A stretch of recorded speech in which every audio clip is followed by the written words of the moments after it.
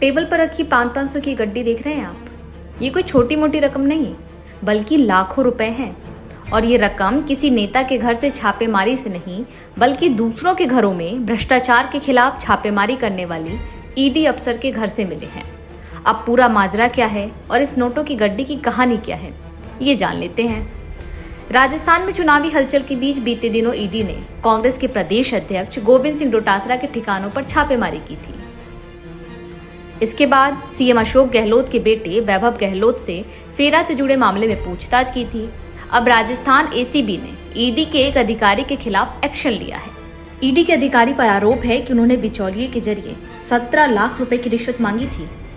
बताया जा रहा है कि वो मणिपुर में एक चिटफंड कंपनी के केस में सेटलमेंट करने और अन्य सुविधाएं देने के नाम पर पीड़ित से 17 लाख रुपए मांग रहे थे, लेकिन उसे 15 लाख रुपए लेते हुए रंगे हाथ पकड़ लिया गया। उसके लिए काम करने वाले उसके सहयोगी को भी गिरफ्तार कर लिया गया है। ये ट्रैप अलवर में किया गया है। मामला बड़ा होने के चलते एसीबी के अन्य अधिकारी भी अब अलवर के लिए रवाना हो गए हैं। एसीबी अफसरों ने बताया कि मणिपुर में पिछले दिनों कुछ लोगों के खिलाफ चिटफंड कंपनी चलाने और ठगी का केस दर्ज हुआ था।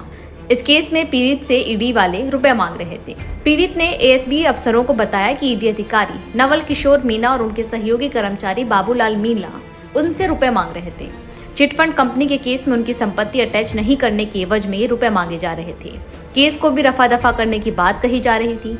एसीबी का आरोप है कि इस मामले में मणिपुर के इम्फाल में लगे ईडी अफसर नवल किशोर मीणा रुपए मांग रहे थे। नवल किशोर मीणा जयपुर ग्रामीण के बस्सी के हैं और बाबूलाल मीणा भी बस्सी तहसील के ही रहने वाले हैं। बाबूलाल इस केस में मीडिएटर का काम कर रहे थे। वो फिलहाल अलवर के खैरलथल में कनिष्ठ सहायक कार्यालय और उप पंजीयक के पद पर तैनात हैं। फिलहाल दोनों से ही एसीबी कार्यालय में पूछताछ की जा रही है। इस बीच जहां एक तरफ एसीबी की ईडी अफसरों पर कार्रवाई से जुड़ी खबर सामने आई है, वहीं दूसरी ओर ईडी ने राजस्थान कांग्रेस के प्रदेश अध्यक्ष गोविंद सिंह डोटासरा के दोनों बेटों को नोटिस जारी किया है। सूत्रों के मुताबिक ईडी ने राजस्थान कांग्रेस चीफ के दोनों बेटों को पेपर लीक मामले में नोटिस भेजा है। पिछले हफ्ते ही ईडी ने गोविंद सिंह डोटासरा के ठिकानों पर छापेमारी की थी। अब ईडी की कार्रवाई के बाद एसीबी की कार्रवाई से राजस्थान का सियासी तापमान काफी बढ़ गया है।